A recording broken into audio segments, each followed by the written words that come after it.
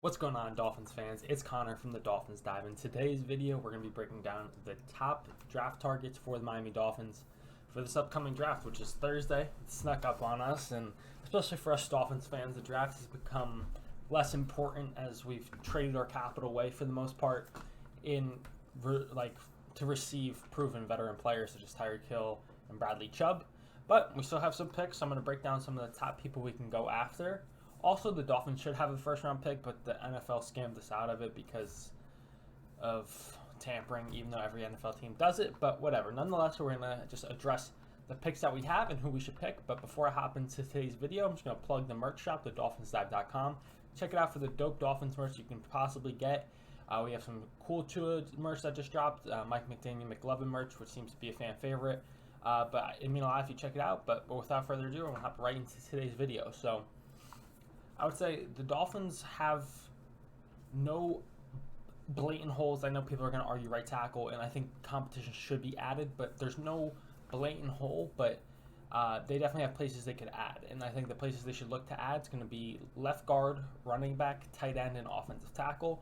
But overall, the Dolphins are in a position where they should just take the best players possible. Like I said, there's no blatant holes. Chris Greer is known for best player available, but I think now more than ever, it's just looking to get the best possible player who's going to help the team win games. So I'm really only going to address the players the Dolphins can get at pick 51. And hopefully the people that group into the 51 also kind of are involved in pick 84 because they're so close in spots. And I'm going to name players that the Dolphins might be able to move up to get. Like, they might not be realistic at pick 51, but they're in range so that if the Dolphins want to move up 10 picks, they're potentially going to be there. So without further ado, I think the top two guys I'm going to name fit into the category where we're going to have to trade up to get them, but it might not be too much of a trade up because they're early second round picks, so we might be able to trade up slightly and be able to get them. So Jahmyr Gibbs, running back from Alabama, he's very, very good. He can do it all. He gets comps to Alvin Kamara, maybe a little weaker than him, but has a very similar skill set.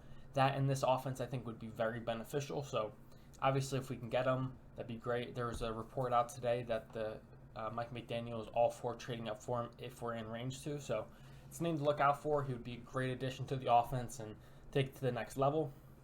And the next guy's probably my favorite, Darnell Washington, tight end, Georgia. Dude is a mauler in the run game. He's 6'7", 265 pounds, but he moves like a gazelle. The dude has a tremendous skill set. The production doesn't necessarily match the skill set, but he's got all the potential in the world. At 6'7", he's got the size, he's got the speed, he can run block, and he's shifty for his size. So I think he's a guy that will develop into a very good player. Only negative is when you are 6'7", the only way people are going to tackle you is shooting for your knees, and it could lead to a rough injury history. So that's something to think about. Next guy is also a tight end, Sam Laporta. I think he seems to be the overall Dolphins consensus at pick 51 to take. He seems to be like a do-it-all kind of guy. He's not the best run blocker in the world, but he's got a solid skill set to build off of. And tight ends usually take a year or two to develop into the league because they have to develop their receiving and their blocking game. I think he's a guy that would take some time, but he's got potential to be a legit starting tight end for us. But there's a reason the Dolphins did lock up Durham Smythe. They think he is going to be the starting tight end for at least a year or two. But I think it'd be ideal if we can draft a tight end and develop them underneath him. And when they're ready, let them cook. Next guy, also a tight end. I really don't think he fits our scheme well at all, but I just name dropped him because who knows what the Dolphins end up doing. Luke Musgrave, he's more of a high-end receiving kind of tight end, not great run blocker, but once again, maybe they draft him and really develop his run blocking. I don't necessarily think that he's going to be a good fit, but just a name to potentially look out for. This next guy's also a tight end, kind of opposite of Luke Musgrave, and his receiving prowess isn't necessarily the best, but he's more known for being a solid, consistent blocker. It's Tucker Kraft. Like I said, very good blocker. The receiving skills seem to be not the best. But once again, when I'm analyzing these players, I'm not going to front and act like I've done a deep dive of research. I kind of just, I know the players or the analysts I respect. I went off of their work.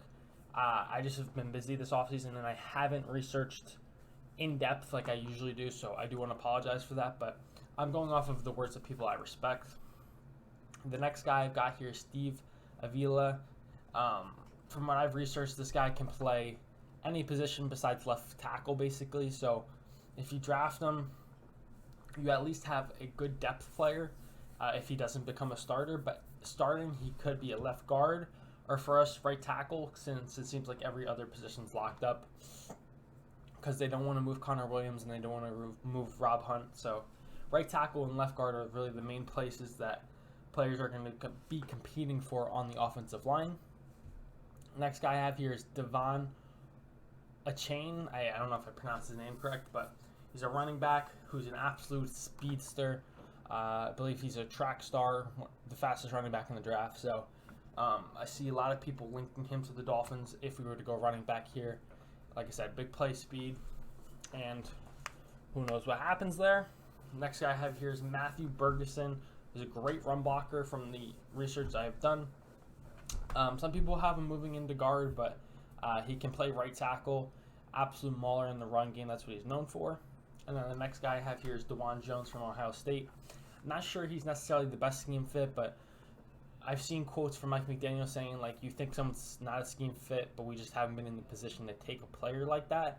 And when you think of tackles in the scheme, you think not necessarily the biggest, but athletic tackles, but he's not. He's a massive dude. So on surface level, you're like, he doesn't necessarily fit the prototype for what the Dolphins do, but he's a guy with very high potential. You draft him, and he could potentially just be a backup swing tackle, maybe give Austin Jackson a run for the starting right tackle job. And he's got, like I said, a very high potential with his size. He's a massive dude who moves pretty well for his size. So a guy to look out for. But comment down below potential candidates you want to see the Dolphins go after. Like I said, I'm not the most well-researched as I've been in years past, just due to the fact that the Dolphins have very little capital, and I honestly just see them going best player available and just filling needs and getting depth players. But I know who to look out for. I've seen Dolphins Twitter. I know the guys I respect to listen to. So that's the list of names the Dolphins could target at pick 51. Like I mentioned, check out the merch shop if you're interested. Like and subscribe. It helps the channel grow. It would mean a lot to me. Until next time, I'll catch y'all.